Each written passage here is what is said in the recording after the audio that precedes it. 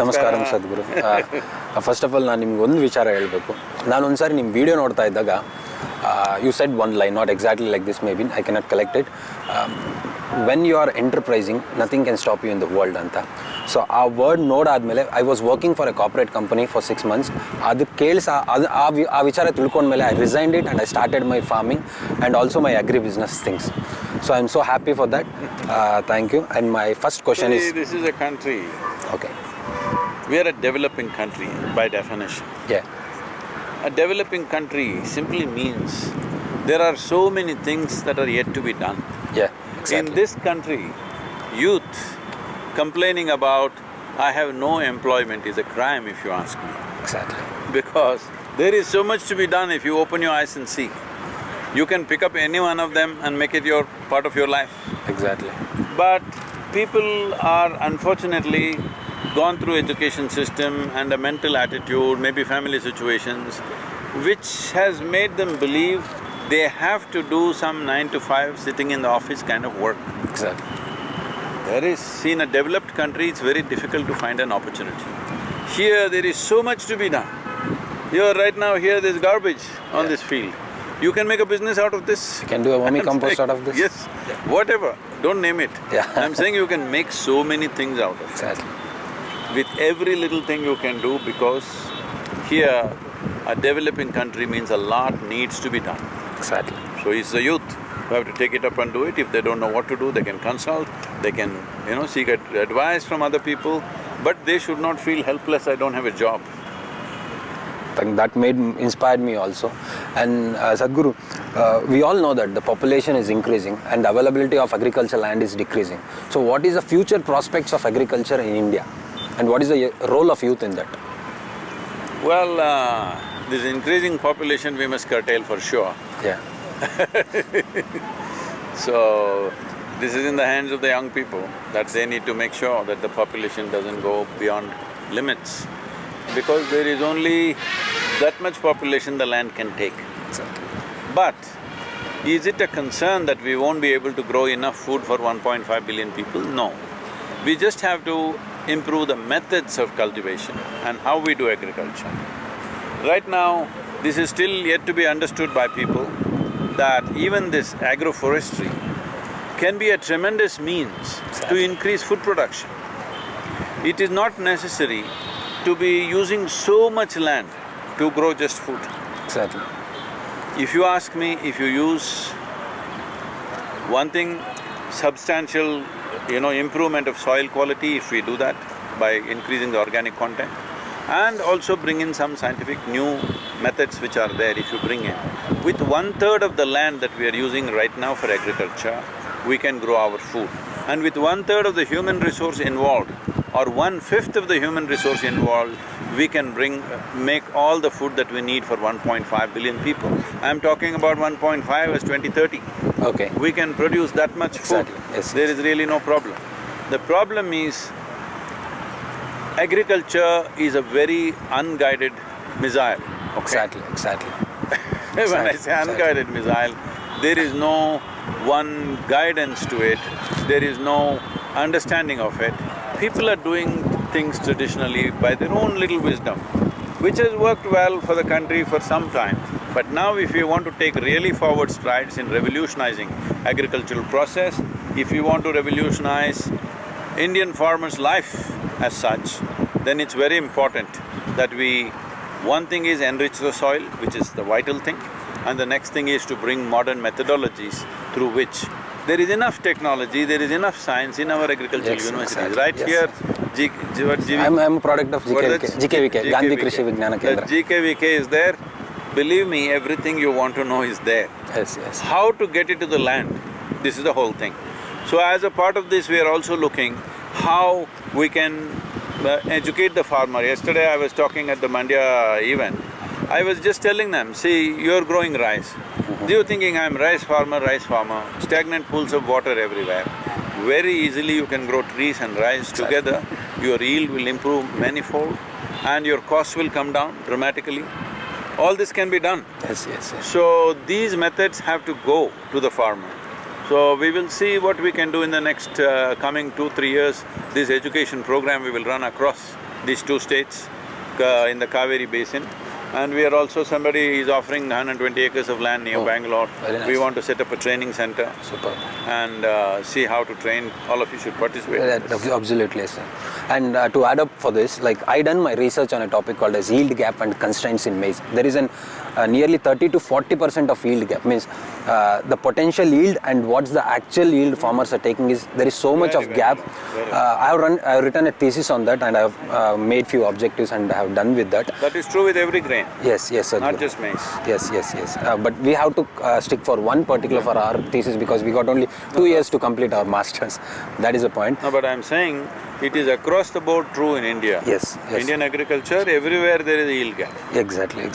To add on, like you were telling to go for agroforestry. I am doing this agroforestry in my own The problem farm. with me is I'm not trying to earn a PhD. So I simply say it in people's face so they don't like it. Nothing like Sadhguru, I am accepting it. We've done a masters in agriculture. That means it what you are speaking is science, not like some other things. It's absolutely science.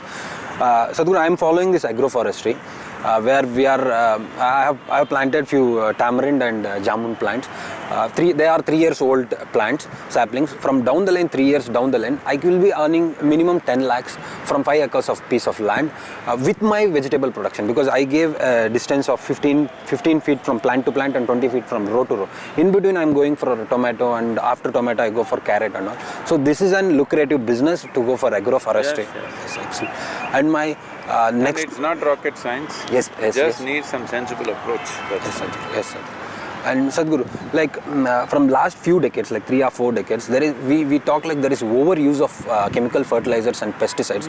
But the fact is that our agriculture universities has recommended farmers to use so much of fertilizers and pesticides. But now we are blaming or pointing out that the soil is salty and all. How correct it is, or what is your opinion on this, Sadhguru? See, I was in Russia. There is a very major phosphate mines there. They wanted to take me there, but somehow due to schedules I couldn't make it. Okay. So the owners of this were really big magnets of phosphate. It's one of the biggest phosphate mines in the world. Since it's very interesting to see a phosphate mine, they were just dug into the mountain. So they were saying, see, in India you are not using enough fertilizer. Okay. I said, see, if we are putting natural phosphate into the land, it's all right to some extent. Okay. But if you use salts minus the organic content, then you're completely destroying the land. Because essentially the wealth of the soil is in its microorganisms. Yes. And as I've repeatedly said everywhere, southern India has a fortune that 1 teaspoonful of soil, if you take, there are anywhere between 10,000 to 50,000 species of microbes. Oh my God, yeah. And in 1 teaspoonful, there are more microbes than the number of people on this planet. Oh. So it's a phenomenal soil. So in this soil, if you put salt, what's happening is salt will cause a certain osmosis process where it will suck out all the water from the living cells. So this is just killing everything. We must understand the real soil is in its life, not just in the material. It is the life that is there which makes everything grow. Exactly. The microbes. Exactly. So how not to kill them is what we should see. We have a meal, in our meal we add little salt. But suppose we serve you just a salt heap as meal, how do you eat it? That's what we are doing. Yes. Little bit of salt is okay because with agriculture, the salt and mineral structures get little weakened unless you keep it really humus-rich, which may be difficult in all farms to do. So little addition, like you add salt for taste, you must add salt for little, what is missing. People are taking some B-complex tablets or vitamin tablets, whatever, but they can't live on it. They need to eat good food and little bit of boost. So fertilizer should be that little bit of boost, not the mainstay of farming. But unfortunately, I think we've gone that way. I must say this may sound little whatever, but I must say this was more a commercial enterprise than a scientific input. It is commerce which pushed this.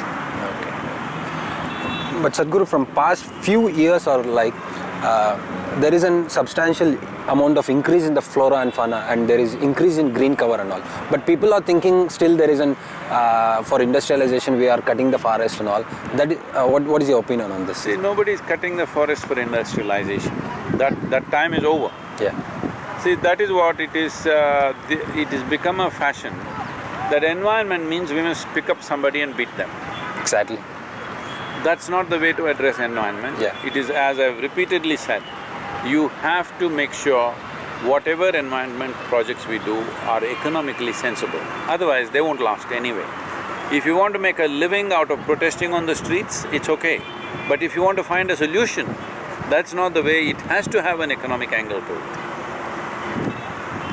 From what data I have, they say only 1% of the land in India is occupied by industry, about 6% by townships and cities and whatever. 80% is occupied by agriculture. So that's where we need to make the change, because 80% of the land is there. Rest of it, part of it is in the government hands, forests, this and that, but 80% is in the hands of agriculturists or farmers. That is where we need to bring about the change if we really want to see some genuine change. Yes, Sadhguru. And my one more question, like every time Raita andid takshana ayyo papa, badwa, sympathy, iದೇ ಥರ ನೋಡ್ತಾರೆ, and everyone try to use his name like either the political parties or any other, but no one comes with an precise solution. So ಇದು ಮಾಡಿದ್ರೆ ರೈತರಿಗೆ benefit ಆಗುತ್ತೆ, ಇದು ಮಾಡೋದ್ರಿಂದ ರೈತರಿಗೆ help ಆಗುತ್ತೆ, ಎಕಾನಮಿ ಪ್ಲಾನ್ ವರ್ಕೌಟ್ ಆಗುತ್ತೆ, like what you're doing now. A farmer is not a beggar, he doesn't want to be a beggar. He doesn't need doles. Because he's in desperate condition, he may ask sometimes. But what he needs is dignity. What he needs is economic opportunity. What he needs is a lucrative way of doing farming. So that's what we need to give him. He's not a beggar to come and beg from the government or from anybody. Unfortunately, we've pushed him to that level. Exactly. And my other question is like, Sadhguru, like my personal question, this one is like, I was a common man before entering into reality show. Now you become what? No. Not like that, in terms of like people recognize me and show much of love, or they adore me, something like that. Okay, but 5 to 10% of people will be commenting or trying to pull our legs. How to handle this? Don't have to handle them, huh? They don't have a grip on your legs. Okay. They're… it's dog's pleasure to bark. It's all right. Yeah. If you say dogs should not bark, what is this? They will bark, it's okay. As long as you know, you must know.